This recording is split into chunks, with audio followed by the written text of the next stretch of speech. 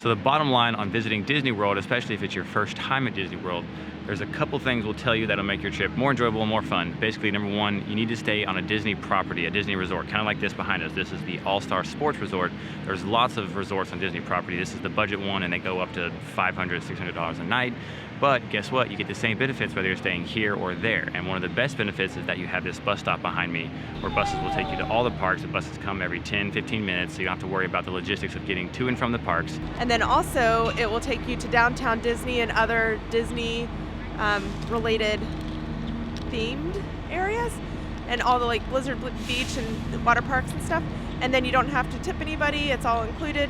And another great benefit is these things called magic hours. Now, magic hours are when they'll open or close a certain park an hour early or late, which means only people that are staying at Disney resorts are allowed to be there. So your wait times are literally going to be shortened by a factor of 90%.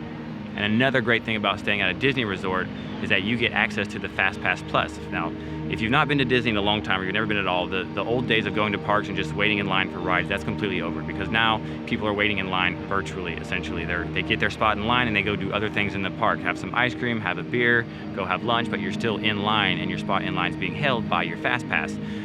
Now, the downside to that is people that are very keen on planning their Disney trips, they book these Fast Passes the very first day that they're available. But if you stay at a resort, you get access to the Fast Passes in advance before them. So you can book your rides, your favorite rides, I think 2 to 3 months out before you even come to the park. And you definitely need to do that, because if you show up with 0 Fast Passes and try to get them the day of, which you can, there's not gonna be a lot left because people have planned ahead, and you're gonna be waiting for maybe an hour or two in some of the lines, as opposed to waiting for 10 to 15 minutes.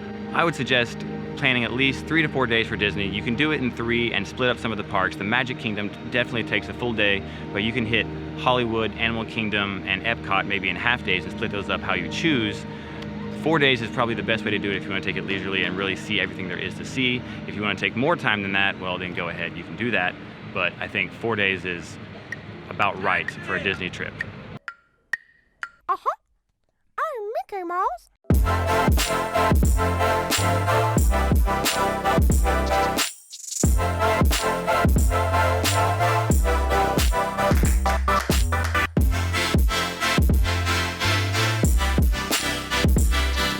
So what you see here around me is Pandora, which is a new part of the Animal Kingdom. It's a whole new park area designed by James Cameron, the director of the movie Avatar, if you've seen it. So all of this is themed after his movie, and it's actually pretty cool that in his contract with Disney, he had rights to sign off on every little detail about this park. So from the trees, to the floating mountains, to the vines, even down to the manhole covers, James Cameron had to give the approval before they were allowed to implement it here in the park.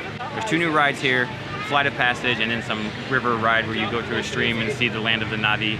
Basically, they're the hottest attractions here in Disney, so the wait times are pretty excessive. So you're definitely gonna wanna snag your Fast Passes, your Fast Pass Pluses if you're at a Disney resort. It's a really cool ride, probably the most advanced technology that Disney has right now, so it's worth it. I would make it a priority. As you can also see, we have a windshield wiper that never worked. If you take a look up on that little rock that's sticking out, you'll see some animals hanging down. That is what unobtainium does. It's a chemical compound.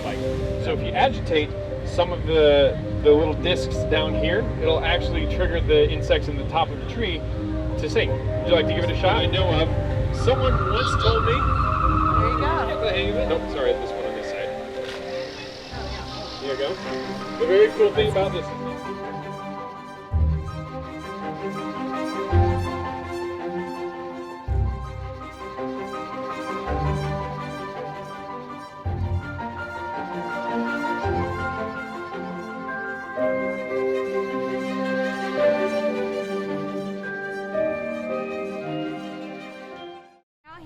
In the aftermath of our lunch destruction, we stopped by and got some sweets.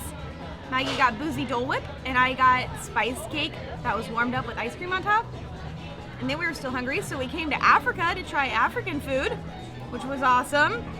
And there's so many dining options from all different cuisines, from all different around the world. I'm not sure how authentic they are, but they are delicious.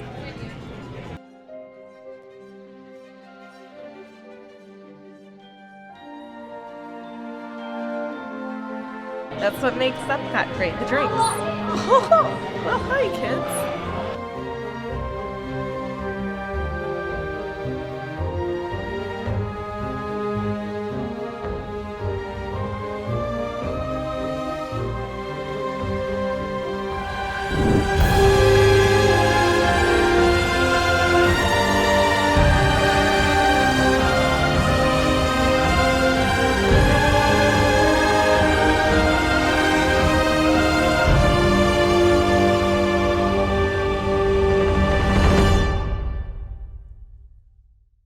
Honestly, we've been here probably 8 times throughout the years. It's just one of the best places to come if you just want to relax and get away from whatever reality you have going on in the real world.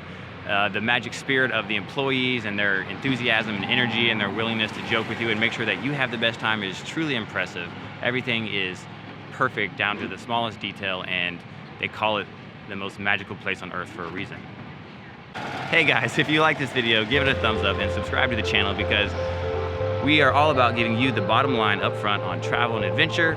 Up next, we've got some things on triathlons, endurance events, and heading to Colombia here very soon, so stay tuned.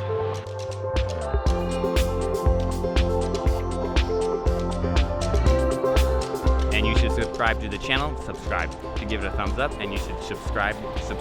I'm having trouble with this word.